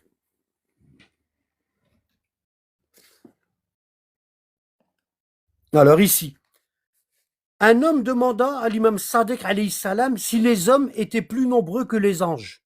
L'imam Sadek lui répondit, par celui qui tient mon âme entre ses mains, les anges d'Allah dans les cieux sont plus nombreux que la poussière de la terre, les grains. Tous les morceaux de grains de toute la terre, bah les anges ils sont plus nombreux. D'accord? Ok? Il n'y a pas l'emplacement d'un pied dans les cieux sans que ne se trouve un ange glorifiant Allah. Et sur la terre, il n'y a pas un arbre ni un endroit sans qu'il n'y ait un ange qui administre et qui apporte chaque jour ses informations. Je vous ai dit euh, que dans la religion de la famille prophétique, l'islam des Ahlul Bayt, il y a un concept qu'on appelle, al-wilaya al-takwiniya. D'accord? euh, la, la, ce qui veut dire, euh, Allah, il a délégué, ça fait partie de la puissance d'Allah et de la richesse d'Allah. Allah ne fait pas les choses lui-même. Il a créé des êtres humains, il a créé des anges et il leur délègue. D'accord? Il leur délègue. Et tous ces êtres humains et ces anges à qui Allah il a donné des missions et il a délégué, ben, ils ne tirent leur pouvoir, leur substance et leur énergie que de la lumière d'Allah. Ça veut dire qu'ils sont connectés à Allah. Sans la connexion à Allah, ils ne pourraient pas faire leur travail. D'accord? Et Allah, il a fait des... Par exemple, pour transmettre la religion aux peuples qui vivent dans les 7 terres, il n'y a pas que les hommes. Hein. Pour transmettre la religion aux peuples qui vivent dans les 7 terres, Allah, il a délégué ça à des hommes, descendants d'Adam, qu'on appelle des messagers et des prophètes. D'accord? Et ces messagers et ces prophètes, soit ils avaient une mission locale, ils étaient envoyés que pour leur peuple, soit ils avaient une mission universelle, ou soit ils avaient une mission pour tous les mondes qu'Allah a créés, tous les mondes terrestres qu'Allah a créés. Il y en a des milliards. Il y en a des milliards. D'accord? Bon. Et ici, le prophète, l'imam Sadiq, il nous dit que autant de grains sur terre, le sable, la terre, tout ça, autant de grains d'atomes qu'il y a, ah ben, il y a plus d'anges que ça. Les anges sont plus nombreux. D'accord? Il y a des anges qui administrent les arbres. Il y a des anges qui administrent la terre. Il y a des gens qui administrent la pluie. Il y a des gens qui administrent les naissances. Il y a des gens qui prennent l'âme. Il y a des gens qui insufflent l'âme. Vous voyez? Ça travaille. Ça grouille. Ça travaille. D'accord? Ok? Voilà. Et Allah, il a délégué. Il a délégué. Quand on dit que, tu vois, vous voyez, dans le Coran, vous allez trouver un verset qui dit ça. Un verset qui dit ça. Regardez.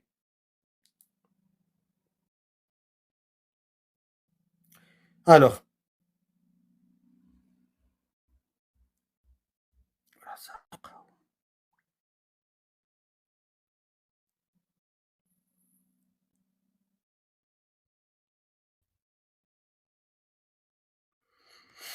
Vous allez trouver dans la sourate Touba 59, vous allez trouver dans la sourate 59, vous allez trouver ça. Sourate Touba, non, sourate 9, verset 59. Vous allez trouver ça, regardez. Et c'est bizarre que les salafistes, ils ont pas capté. Donc, sourate Touba, verset 59, ici.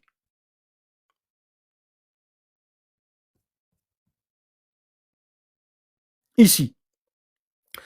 Allah, il dit, dans la sourate 9, verset 59, il parle à propos des hypocrites.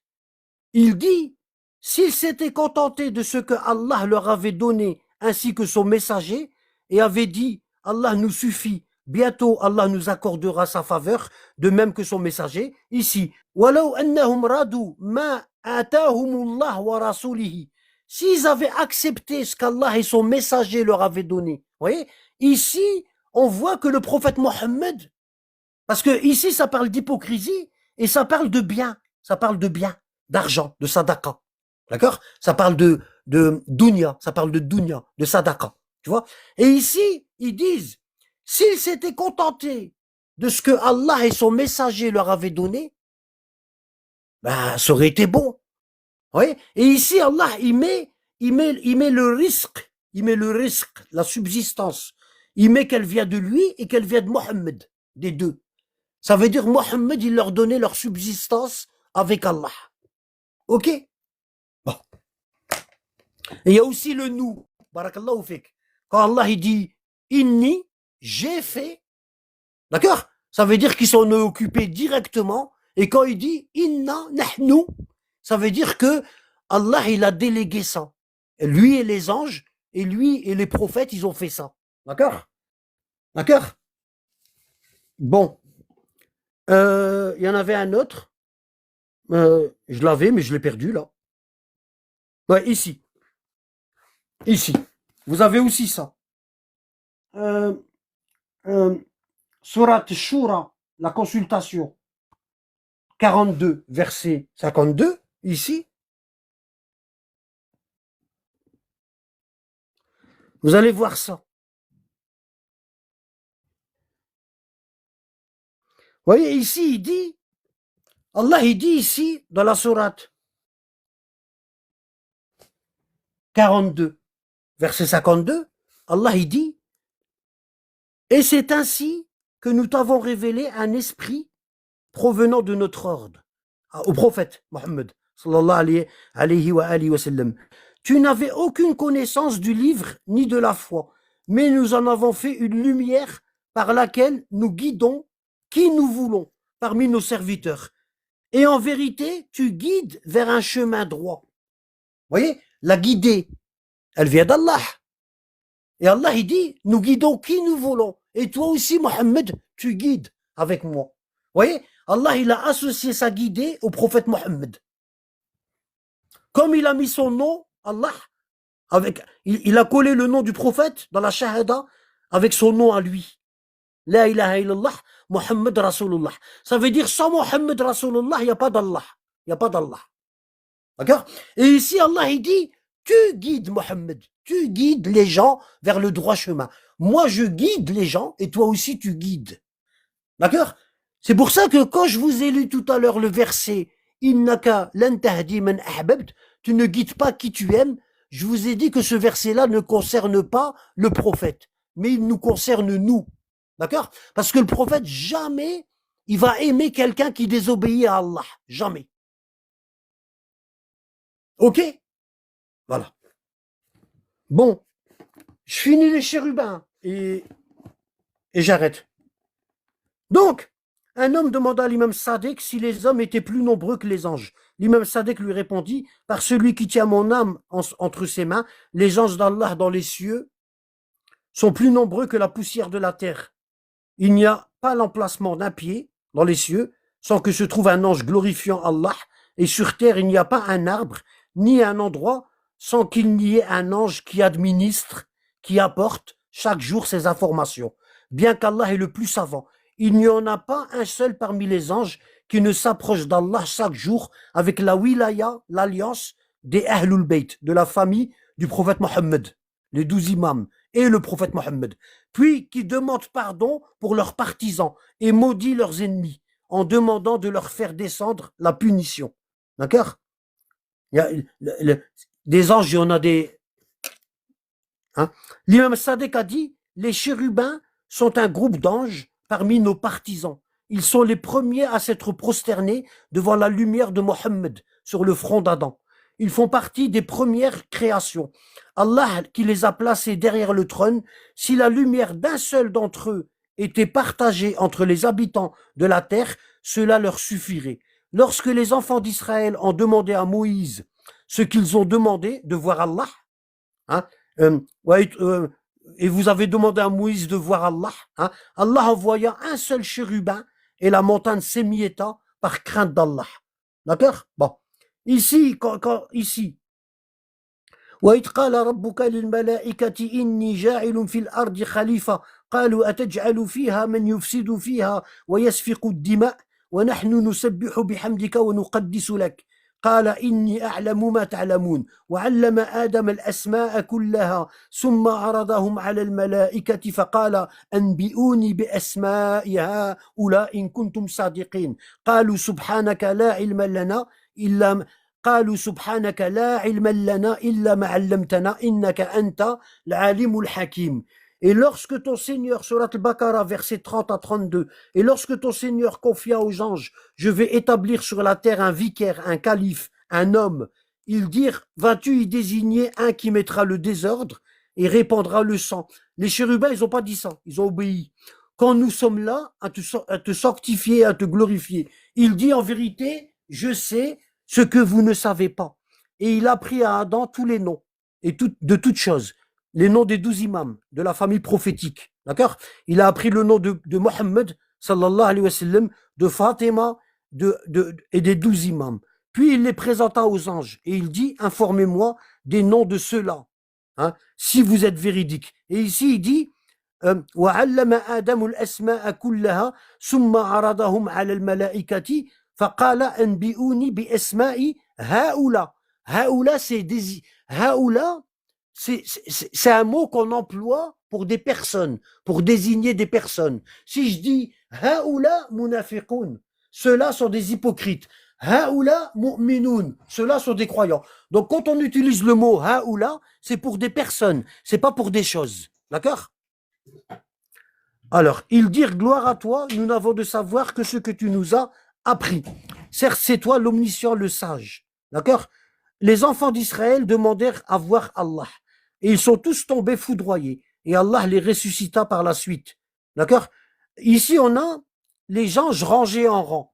Vous avez une sourate dans le Coran qui s'appelle les rangés en rang. C'est une catégorie d'anges précise. D'accord? Ici, sourate as-Saffat. D'accord? Les rangés en rang. Bon. Et ici, Allah il nous dit, verset 165, nous sommes certes les rangés en rang. 166. Et c'est nous certes qui célébrons la gloire d'Allah. D'accord? Bon. Ici, vous avez, donc ça parle des chérubins. D'accord? Ici, c'est les rangés en rang. Ici, vous avez, concernant le tafsir de ces deux versets-là, 165, 166 de Surat Safat, vous avez le Burhan fi tafsir al-Qur'an, le tome, vous avez le tome 6, page 459 et 460, on peut lire ceci. Ici, c'est 459, 460. D'accord? Hein? Ici, Yahya ibn Muslim rapporte qu'il a entendu l'imam Sadiq dire concernant le verset 164 de la sourate 37, ici, là, ici, juste avant, normalement. Alors, pourquoi j'ai mis 164? J'ai fait une erreur. On va aller voir.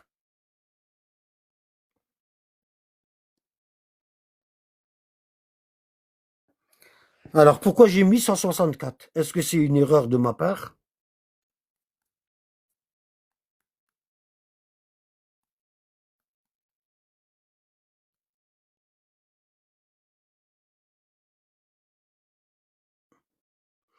ne pourrez tenter personne, excepté celui qui sera brûlé dans la fournaise. Il n'y en a pas un parmi nous qui n'ait une place connue.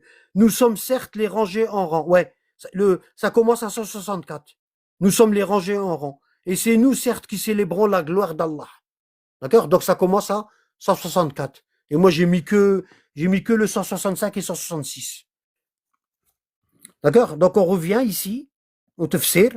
Yahya ibn Muslim rapporte qu'il a entendu l'imam Sadiq dire, concernant le verset 164, 165, 166 de la sourate 37, il y en a un parmi nous il n'y en a pas un parmi nous qui n'ait une place connue.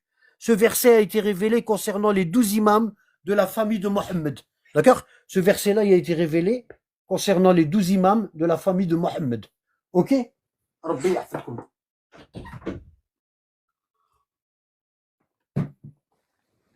Chaque imam a une place connue auprès du prophète Mohammed. C'est l'arbre généalogique des prophètes. J'ai dû rajouter la branche des 12 imams. Vous voyez, les pseudo-sunnites, ils vendent des photographies comme ça. Et ici, il y a Adam, ici, il y a Idris, ici, il y a Nuh, il y a Lut, il y a Saleh, il y a Houd. Vous voyez, il y a tous les prophètes. Ici, il y a Ibrahim, il y a tous les prophètes. Hein. Et ici, ici, il y a la branche des prophètes israélites, descendants de Isaac, Ishaq. D'accord? Ici, vous avez Ishaq. D'accord? Et ici, vous avez Ismaël. Et vous avez la branche des prophètes qui descendent d'Ismaël. Et vous avez Mohammed. Et il n'y a pas les 12 imams. C'est moi qui l'ai rajouté. Ça veut dire, après Mohammed, il n'y a plus rien. Il n'y a plus rien. Stop! C'est les compagnons. Après Mohammed, c'est son peuple qui est devenu prophète. C'est incroyable, hein? Ça veut dire, ils sont en train de nous dire que après la mort de Mohammed, ah ben, tous ses compagnons, tout son peuple, c'est devenu la religion. Et c'est eux qu'on doit suivre. Et quand on regarde la vérité, ben on voit que c'était la guerre. C'était l'époque la plus sombre de l'islam. On appelle ça le fitnatul kubra, la grande fitna, la grande révolte, la grande discorde. D'accord? Du coup, moi, j'ai rajouté comme ça, comme j'ai pu, hein. J'ai essayé de faire une fleur, et puis j'ai rajouté les 12 imams. Ok? Alors, c'est l'arbre généalogique des prophètes, et j'ai dû rajouter la branche des 12 imams descendants du prophète Mohammed, qui a été volontairement supprimé. Par les compagnons hypocrites et tous leurs savants connaissant la vérité qu'ils cachent volontairement pour plaire à leur gouvernement. Alors, ici, bah, je vais arrêter là. Hein. Voilà. J'ai dit que j'allais arrêter au chérubin.